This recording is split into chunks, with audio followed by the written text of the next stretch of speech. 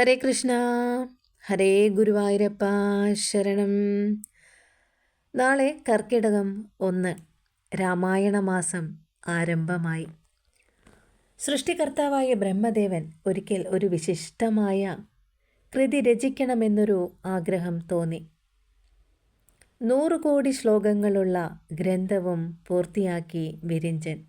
ഇനി അത് ത്രിലോകങ്ങളിലും അറിയണം എന്നതിനാൽ ഒരു വലിയ സദസ്സ് തന്നെ വിളിച്ചു അദ്ദേഹം. ദേവന്മാരും അസുരന്മാരും എല്ലാവരും ഉൾപ്പെടുന്ന അതിവിശിഷ്ടമായ സദസ്സിൽ വെച്ച് ബ്രഹ്മദേവൻ തൻ്റെ ആ ബ്രഹ്മരാമായണം എന്ന കൃതി പാരായണം ചെയ്തു.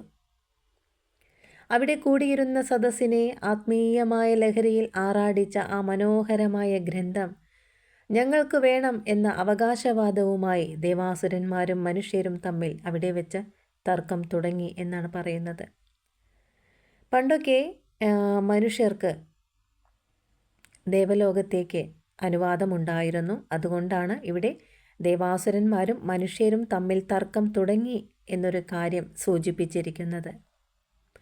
ഒടുവിൽ തർക്കം തീർക്കുവാൻ മധ്യസ്ഥരായി ഭഗവാൻ ശ്രീ മഹാവിഷ്ണു എത്തുകയും 3 വീതിച്ച് 3 കൂട്ടർക്കും ആ രാമായണത്തെ നൽകുകയും ചെയ്തു. അപ്പോഴും ഒരു ശ്ലോകം ബാക്കിയായി. അത് ഭഗവാൻ ഇരിക്കട്ടെ എന്നായി 3 കൂട്ടരും. അതു നിരസിച്ച ഭഗവാൻ ആ ശ്ലോകത്തിലെ 32 അക്ഷരങ്ങളെ 10 വീതം വീതിച്ച് നൽകുകയും അപ്പോഴും ബാക്കി വന്നു 2 അക്ഷരം. എന്നാൽ ഗ്രന്ഥകാരൻ എന്ന നിലയിൽ ആ 2 അക്ഷരം ബ്രഹ്മദേവന് തന്നെ നൽകാമെന്ന് എല്ലാവരും പറഞ്ഞു. തൻ്റെ കൃതിയെ ഇത്രയേറെ മാനിച്ചതിനാൽ അത് 3 ലോകങ്ങളിലും ഉള്ളവർക്കും പൊതു സ്വത്തായി തീരട്ടെ എന്നായി ബ്രഹ്മദേവൻ. എവിടെയും എപ്പോഴും ഉപയോഗിക്കാവുന്ന മോക്ഷപ്രദമായ ആ ദിവ്യാക്ഷരങ്ങൾ അവരെല്ലാവരും ചേർന്ന് ഉറക്കെ ചൊല്ലി. ഏതായിരിക്കും ആ അക്ഷരം? അതെ, രാമ എന്നതായിരുന്നു ആ അക്ഷരങ്ങൾ. തർക്കം അപ്പോഴും തീർന്നില്ല. ഓരോ ശ്ലോകത്തിനും വീതിച്ചു കിട്ടിയ ശ്ലോകങ്ങളുടെ ഗുണം കൂടി അറിയണം. അമൃത് വീതിച്ചതുപോലെ ദേവന്മാർക്കാണോ ഏറ്റവും ഗുണമേന്മയേറിയ ശ്ലോകങ്ങൾ കിട്ടിയതെന്നായി മാനവരും അസുരഗണവും.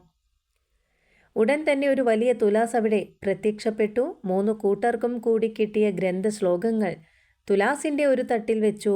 ഭഗവാൻ ശ്രീഹരി ഒരു തളിയോല എടുത്തതിൽ രാമ എന്ന് എഴുതി മറുതട്ടിൽ വെച്ചു.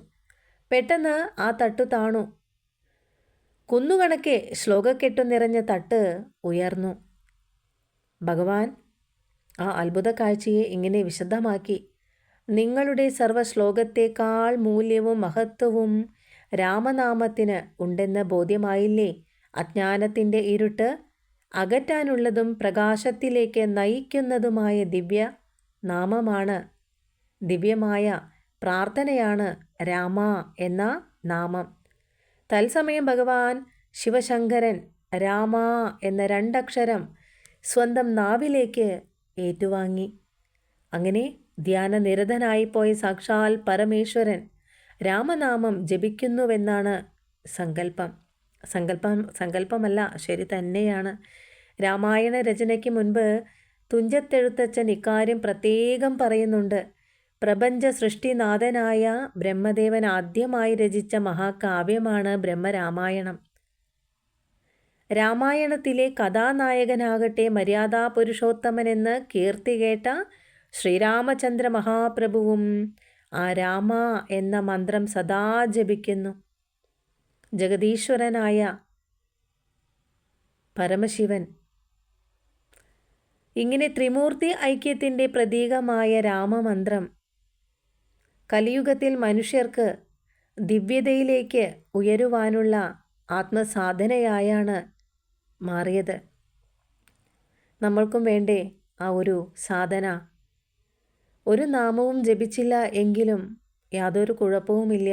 രാമ എന്ന ആ ഒരു നാമം ദിനം തോറും ചൊല്ലുക. മാറ്റങ്ങൾ കണ്ടറിയാം. എന്തായാലും നമ്മുടെ വീടുകളിൽ രാമനാമം ഉയരട്ടെ. ഹരേ കൃഷ്ണ. ഹരേ ഗുരുവായൂരപ്പ ശരണം.